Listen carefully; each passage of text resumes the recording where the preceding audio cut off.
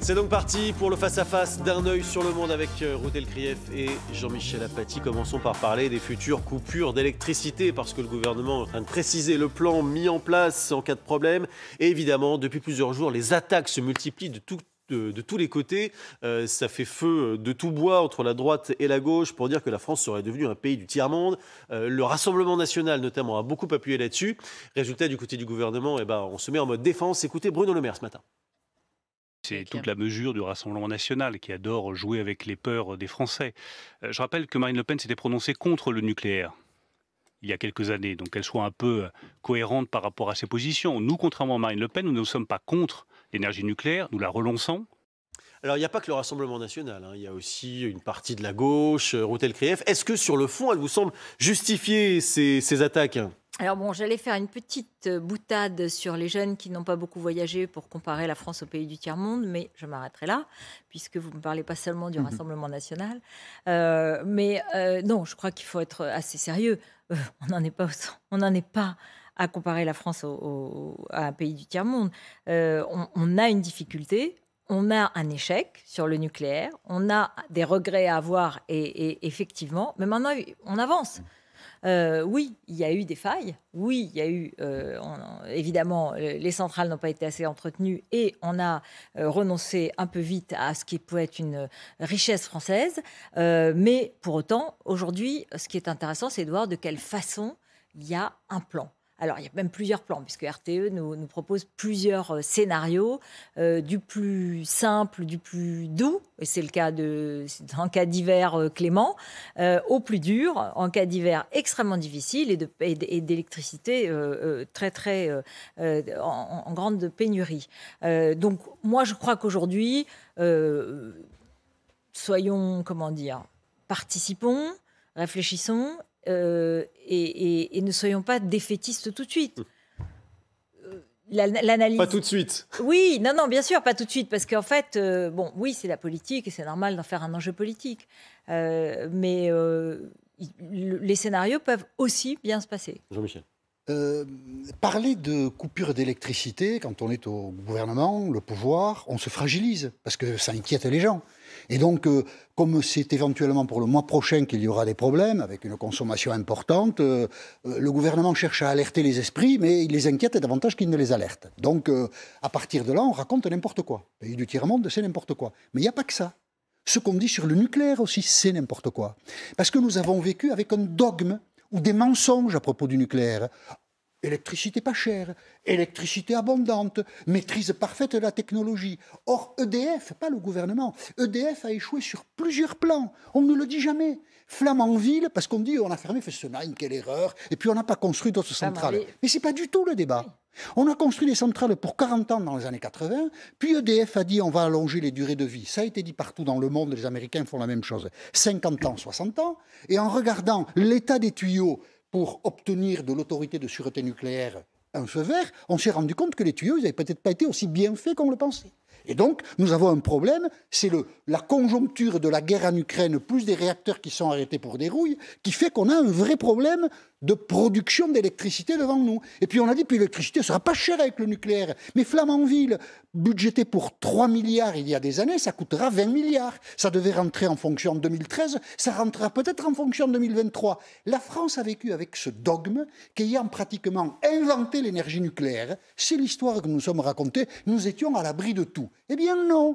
Et s'il faut rechercher les responsabilités, mettons aussi en cause EDF, qui a quand même une grande entreprise publique, l'entreprise préférée des Français, gérée souvent en dépit du bon sens, avec des présidents qui ont changé beaucoup trop souvent, qui ont géré ça pour quelques-uns d'entre eux exactement comme il ne fallait pas le faire, mais ça on ne le regarde pas. Alors on dit, oh, c'est le gouvernement, c'est des charlots, Fessenheim, c'est terrible. Non, les responsabilités elles sont différentes et faute de les comprendre, nous nous inquiétons parce que nous ne comprenons pas pourquoi nous en sommes arrivés là. Alors, est-ce qu'il faut s'inquiéter si, cette fois, devant cette crise, et évidemment je vais faire référence à celle du Covid, on a un gouvernement qui nous dit on se prépare. Mais non, on n'aura pas le problème des masques parce que cette fois, on a tous les scénarios et on essaye de prendre toutes les dispositions. Alors oui, c'est anxiogène, bien sûr, c'est une question, mais en même temps, le message, c'est on ne sera pas pris au dépourvu et on sera prêt, on prépare tous les scénarios. Alors évidemment,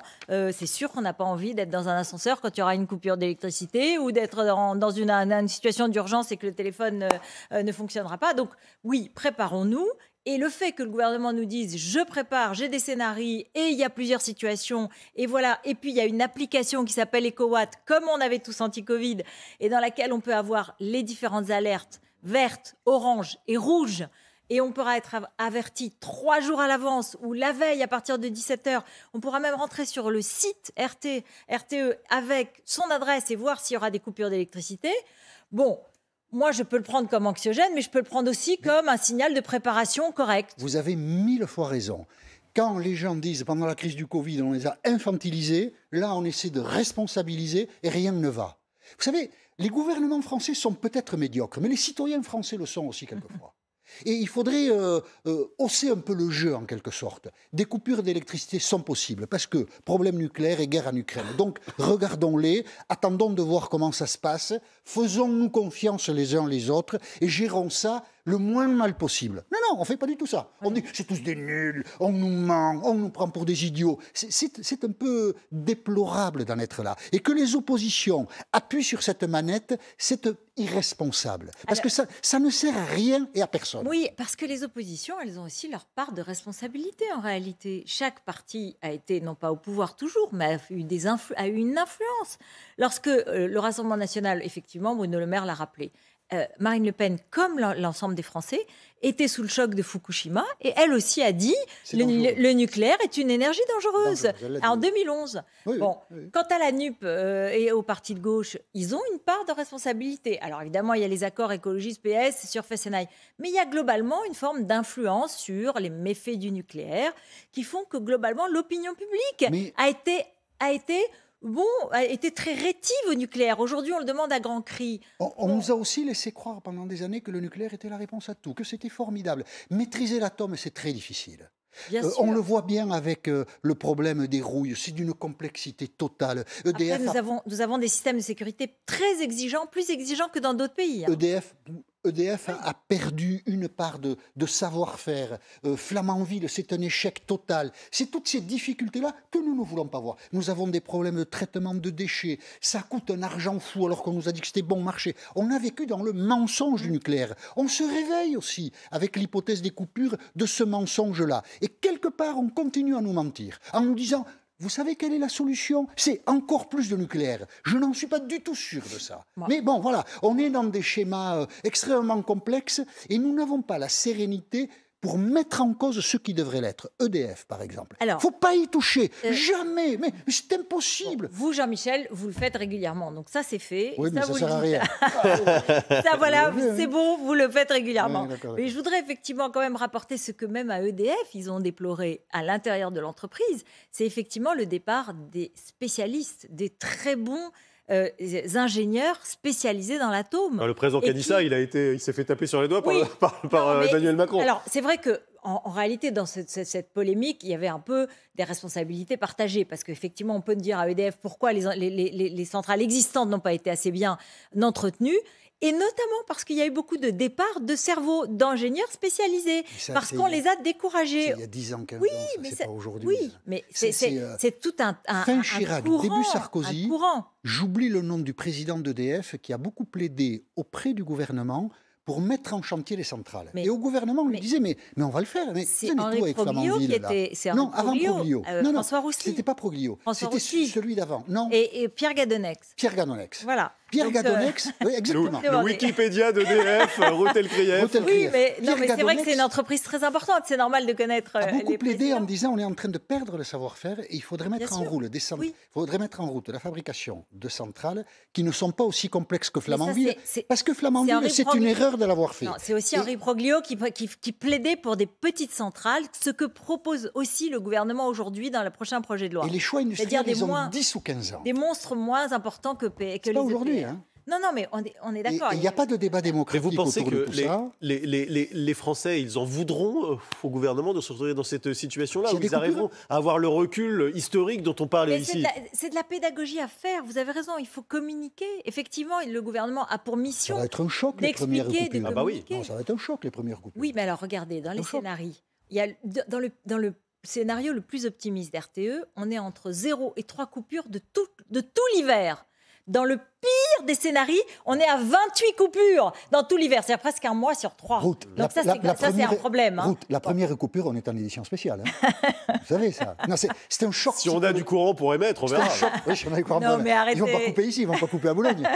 C'est un choc psychologique terrible. Nous ne sommes Oui, plus habitués. mais Nous sommes un peu les enfants gâtés. Oui, mais c'est Nous- ça. est-ce que nous Alors aurons une disons-le pensée nous. pour les Ukrainiens qui Mais se gèlent. exactement, c'est ce que j'allais dire. Disons-le nous.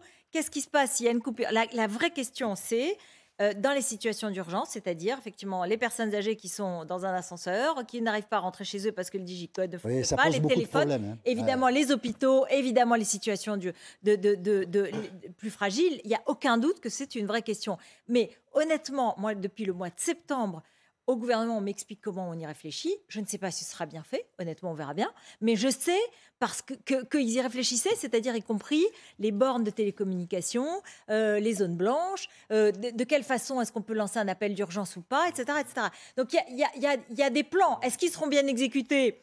Est-ce qu'ils seront assez réfléchis? Est-ce qu'ils sont bien faits? Je ne peux pas le dire, je ne suis pas assez experte. J'ai entendu cette chose qui m'a beaucoup fait rire. Le ministre de l'Éducation, Pap Ndiaye, a dit si on n'a pas d'électricité dans ce secteur, les écoles vont fermer. Ouais.